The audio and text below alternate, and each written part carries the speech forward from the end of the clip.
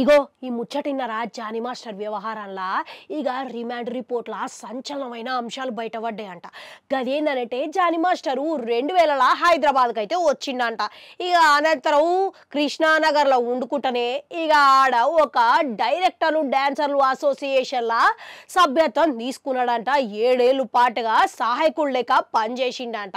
ఇక 2009లోనే డైరెక్టర్ లెక్క ఆయన మాస్టర్ లెక్క మంచిగా అవకాశం అయితే వచ్చిందంట. ఇక ఆడికెళ్ళి అనంతరం తెలుగు హిందీ తమిళ చిత్రాలల్లా మంచిగా నటించుకుంటనే ఇక ప్రోగ్రాంలల్లా షోలల్లా మంచి గుర్తింపునైతే సంపాదించుకున్నాడు.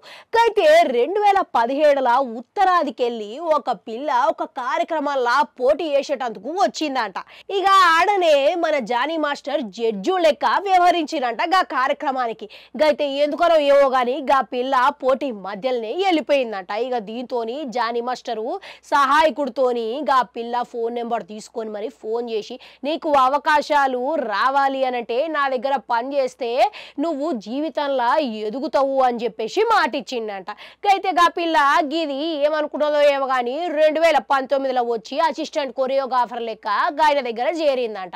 ఇక చూసిరా ఇక అనంతరం అయిపోయిందో లేదో కానీ సంవత్సరంలోనే 2020లా డిసెంబర్లా ముంబైకి ఇక ఈయన ఇంకో 2 సహచరుల్ని పట్టుకుపోయారంట. ఇక ఆడనే ఇక ముందుగా ఆధార్ కార్డు ఇతర పత్రాలు ఇట్లా జానీ మాస్టర్ ఆ పిల్లకెళ్ళి తీసుకున్నాడంట. ఇక అర్ధరాత్రి ఫోన్ చేసి ఇక పత్రాలు తిరిగి ఇచ్చేటందుకు నేను గదికొస్తున్నా అని చెప్పిండంట. అంతే సూచన ఇచ్చిండనమాట. ఇక దీన్నే ఆసరా లెక్క సాకు లెక్క పెట్టుకొని ఇక అత్యాచారానికి పాల్పడ్డాడంట. ఇక చూసిర్రా ఎంత దారుణానికి పాల్పడ్డాడు అనేది. ఇక ఆ తర్వాత నువ్వు ఈ విషయం గురించి బయట పెడితే నీకు అసలు అవకాశాలు దక్కవు, సహాయకురాలు లెక్క నిన్ను తీసేస్తా అని బెదిరించిండంట. ఇంకేం చేస్తుంది నోరు లేని పిల్లాయే.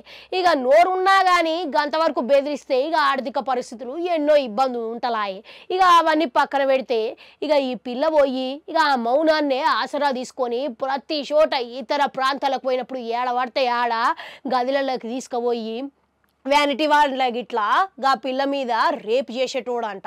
గట్ల తర్వాత ఇట్లాంటి వేధింపులు తట్టుకోలేక ఆ పిల్ల పోయి ఇక వాళ్ళ ఇంటికే పరిమితం అయిందంట. ఇక ఆర్థిక పరిస్థితుల కారణాల వల్ల మళ్ళీ షూటింగ్ లాగా పాల్గొన్నదంట. ఇక ఆ తర్వాత జానీ మాస్టరు ఇక ఆయన పెళ్ళాంగిట్లా వచ్చి ఈ పిల్ల మీద అసలు మతం మార్చుకొని నువ్వు పెళ్లి చేసుకొని ఒత్తిడి పెట్టిరంట. ఇక చూసిరా గిదే ముచ్చట. ఇక ఆ తర్వాత ఏం చేసిర్రు అని అంటే ఇక ఆ పిల్ల ఇదంతా నాకు వద్దురా ముర్రో అని చెప్పుకొని కుటుంబంతో సహా ఇల్లు మారిందంట. ఇల్లు మారిన తర్వాత ఇట్లా వదిలిండా అంటే గట్ల వదలకుండా మళ్ళీ వచ్చి పెళ్లి విషయం గురించే ఒత్తిడి పెట్టుకుంటా పోయిండంట. ఇక దీంతో ఆ పిల్ల కొద్ది రోజుల తర్వాత టీడీఏకు కంప్లైంట్ అయితే చేసిందంట. ఇక వాళ్ళు సొంతంగా కొరియోగ్రఫీ చేసుకునేటందుకు అవకాశాలు అయితే కల్పించారంట. 4 ఏళ్ల పాటు గిస్వంటి వేధింపులు భరించిన తర్వాత ఒక సహాయకుడి ద్వారా ఆయన సూచనతోని పోలీసులకు ఫిర్యాదునిచ్చిందంట. ఇక బయటపడ్డది ఈ విషయం. ఇప్పుడు ఇక కోర్టు గిట్లా ఈ విషయంతో రిమాండ్ గిట్లా విధించిరు. ఎందుకంటే గా పిల్ల మీద అత్యాచారం చేసినప్పుడు గా పిల్ల మైనర్ కావడం విశేషం అంట. ఇక చూసిర్రా ఇంత దారుణ పాల్పడతారని మీరు గిట్లా అసలు ఊహించిర్రా? కామెంట్లలో కామెంట్ పెట్టురి. అట్లనే అడుగంటుంటే అది కూడా నొక్కురి మళ్ళొస్తా.